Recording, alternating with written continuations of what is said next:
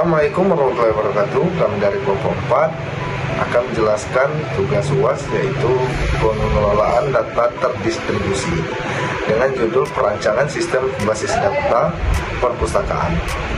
Perkenalkan, saya Meko Ariswansa dengan NPM 2357201017 dan saya Dek Melalika dengan NPM 2357201061. Saya Francisca dengan NPM 2357-2010-39. Saya Riki Ramadhani dengan NPM 2357-2010-07. Baiklah, yang pertama, di era digitalisasi saat ini, pengelolaan data secara manual pada sistem perpustakaan seringkali menimbulkan berbagai kendala seperti penumpukan berkas, resiko kehilangan data, lambatnya pencarian informasi buku, serta ketidaktersediaan pencatatan transaksi peminjaman dan pengembalian. Untuk mengatasi dengan merancang basis data terstruktur melalui entity relationship diagram dan teknik normalisasi perpustakaan dapat mengotomatisasi pencatatan data anggota, petugas, inventaris buku, hingga transaksi peminjaman secara akurat dan aman dan efisien. Nah, dari latar belakang yang saya jelaskan tadi, rumusan masalahnya bisa disimpulkan bagaimana cara mengidentifikasi entitas buku tersebut, atribut, relasi yang terlibat di dalam sistem perpustakaan berdasarkan kebutuhan operasional. Yang kedua, bagaimana memetakan hubungan kardinalitas antar entitas ke dalam bentuk entity relationship diagram. Bagaimana menerapkan proses normalisasi agar basis data dapat dihasilkan bersifat efisien, konsisten, serta bebas dari anomali data, yaitu insert, update, dan delete. Basis data, yaitu adalah database, adalah kumpulan data atau informasi yang disimpan secara sistematis di dalam komputer, sehingga dapat diperiksa, diolah, atau dimanipulasi menggunakan perangkat lunak DBMS atau Database Management System, menggunakan untuk menghasilkan informasi yang berguna. Pada gambar ini, entitas dan atribut perpustakaan. Entitas pertama adalah anggota. Entitas ini digunakan untuk menyimpan seluruh data anggota perpustakaan. Atributnya, ID anggota sebagai primary key, berfungsi sebagai identitas unik setiap anggota. 2. Nama, menyimpan nama anggota. 3. Ada alamat, untuk menyimpan alamat anggota. 4. Nomor HP, untuk menyimpan nomor depan anggota. 5. Asal, untuk menyimpan asal daerah anggota. Jadi, pada tabel anggota digunakan sebagai tempat penyimpanan seluruh informasi mengenai anggota perpustakaan. Entitas kedua adalah buku. Entitas ini digunakan untuk menyimpan seluruh informasi mengenai buku yang tersedia di perpustakaan. Atributnya ada ID buku sebagai primary key, identitas unik buku. Judul buku, menyimpan judul buku. Pengarang sebagai menyimpan nama penulis buku. Penerbit sebagai menyimpan nama penerbit buku. Tahun terbit sebagai menyimpan tahun terbit buku. ID kategori sebagai foreign key yang menghubung buku dengan tabel kategori buku. Dengan adanya ID kategori, setiap buku dapat diketahui termasuk ke dalam kategori apa. Entitas ketiga adalah kategori buku. Entitas ini digunakan untuk menyimpan data sebagai kategori dari setiap buku.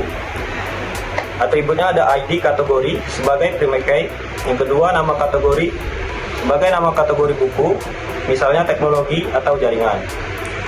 Dengan adanya tabel kategori, nama kategori tidak perlu ditulis berulang pada setiap data buku.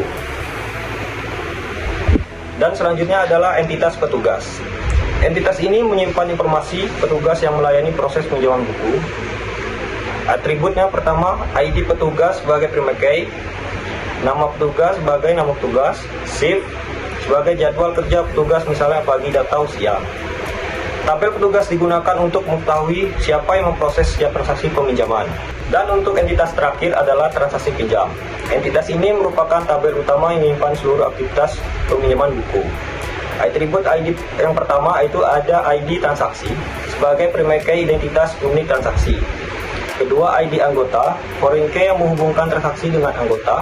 ID buku sebagai foreign key yang menghubungkan transaksi dengan buku. ID petugas sebagai foreign key yang menghubungkan transaksi dengan petugas. Tanggal pinjam sebagai tanggal buku pinjam. Tanggal kembali sebagai tanggal pengembalian buku. Status sebagai status buku, misalnya dipinjam atau dikembalikan. Karena tabel transaksi pinjam memiliki beberapa perangkai, tabel ini berfungsi sebagai penghubung antar anggota, buku, dan tugas dalam setiap proses pinjaman. Baiklah, saya akan menjelaskan pada gambar ARD di atas ini, di mana hubungan relasi antar entitas. Nah, sebelumnya rekan saya telah menjelaskan entitas dan atributnya. Nah, setelah mengetahui setiap entitas, berikut adalah hubungan atau relasi antar entitas. Pertama, saya akan menjelaskan entitas anggota yang melakukan transaksi pinjam. Koordinatasnya one to many atau biasanya 1 ke n, yang artinya satu anggota dapat melakukan banyak transaksi peminjaman, sedangkan satu transaksi hanya memiliki oleh satu anggota. Relasi kedua yaitu petugas yang memproses transaksi pinjam, di mana koordinatasnya juga one to many, karena satu petugas dapat melayani banyak transaksi, sedangkan satu transaksi hanya diproses oleh satu petugas. Selanjutnya, relasi ketiga yaitu buku dipinjam dalam transaksi pinjam. Satu buku dapat dipinjam berkali-kali pada transaksi yang berbeda, sedangkan setiap transaksi hanya mencatat satu buku. Lalu ada relasi kategori buku memiliki buku. Memiliki artinya satu kategori dapat memiliki banyak buku, tetapi satu buku hanya termasuk ke dalam satu kategori. Baiklah, itulah tadi penjelasan saya tentang ARD dalam relasi entitas yang ada di ARD ini. Oke, baiklah. Yang terakhir kita masuk ke normalisasi. Nah, sebelum membahas lebih jauh, kita akan menjelaskan apa sih itu normalisasi. Normalisasi adalah proses penyusunan atau pengorganisasian data ke dalam beberapa tabel yang saling terhubung berdasarkan aturan tertentu, sehingga pengulangan data atau redundansi, menjaga konsisten data, serta menghindari anomali saat proses insert, menambah data, update, mengubah data, dan delete, menghapus data. Pada gambar ini kita akan menjelaskan tentang UNF. Nah, pada gambar tabel ini, tahap pertama adalah UNF atau Unormalism Form. Pada tahap ini, seluruh data masih digabung menjadi dalam satu tabel besar. Artinya, data anggota, buku, katalog, petugas, dan transaksi masih berada dalam satu tempat. Jika kita lihat pada transaksi TRX001, satu transaksi memuat dua buku sekaligus, yaitu BK001 dan BK002. Nah, pada tabelnya itu, pada kolom ID buku terdapat dua nilai sekaligus. Begitu juga dengan kolom judul buku, terdapat judul buku. Terus kolom pengarang juga berisi dua nama.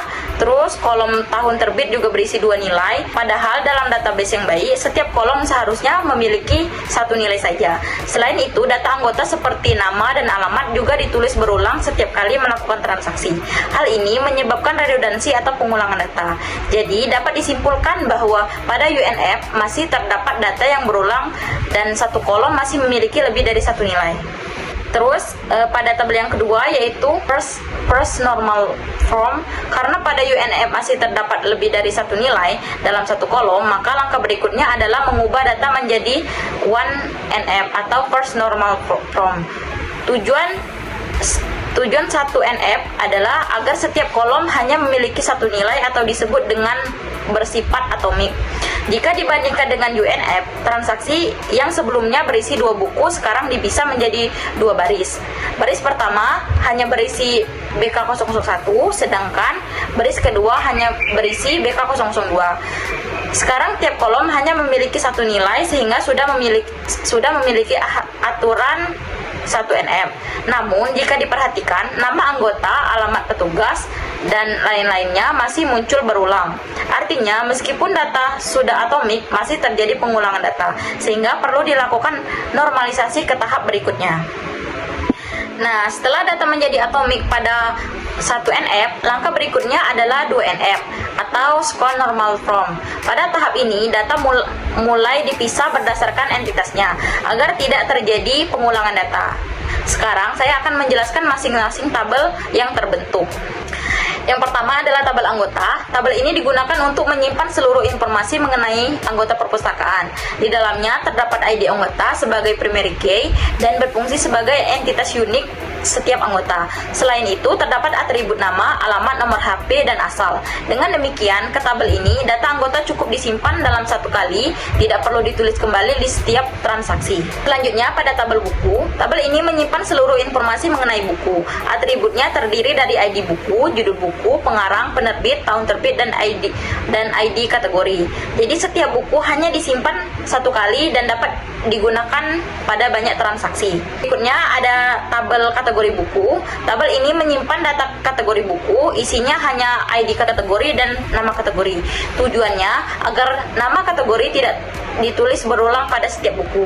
Selanjutnya ada tabel petugas. Tabel ini menyimpan informasi petugas yang melayani proses peminjaman. Atributnya terdiri dari ID petugas, nama petugas, dan SIP. Terakhir ada tabel transaksi pinjam. Tabel ini digunakan untuk menyimpan seluruh aktivitas peminjaman buku. Di dalam tabel ini terdiri dari ID transaksi sebagai primary key, sedangkan ID anggota, ID buku, dan ID petugas berfungsi sebagai foreign key untuk menghubungkan tabel transaksi dengan tabel anggota, buku, dan petugas. Selain itu, terdapat atribut tanggal pinjam, tanggal kembali, dan status. Jadi, pada tahap 2NF, data sudah dipisah ke dalam 5 tabel sesuai dengan entitas sehingga pengulangan data dapat dikurangi. Setelah data dipisah berdasarkan entitas pada 2NF, langkah terakhir adalah 3NF atau 3 Normal Form. Pada tahap ini dipastikan bahwa setiap atribut hanya bergantung pada primary key dari tabel masing-masing dan tidak ada ketergantungan transitif. Contohnya, pada tabel buku hanya disimpan ID kategori sebagai foreign key, sedangkan nama kategori disimpan pada tabel kategori buku. Dengan cara ini, apabila nama kategori berubah, kita cukup mengubahnya pada satu tabel saja. Jadi, dapat disimpulkan bahwa proses normalisasi berhasil mengubah satu tabel besar menjadi 5 tabel yang saling terhubung, yaitu anggota, buku, kategori buku, petugas, dan transaksi pinjam. Itulah penjelasan saya tentang normalisasi. Baiklah, sekian pemaparan dari kelompok kami akhiri. Wassalamualaikum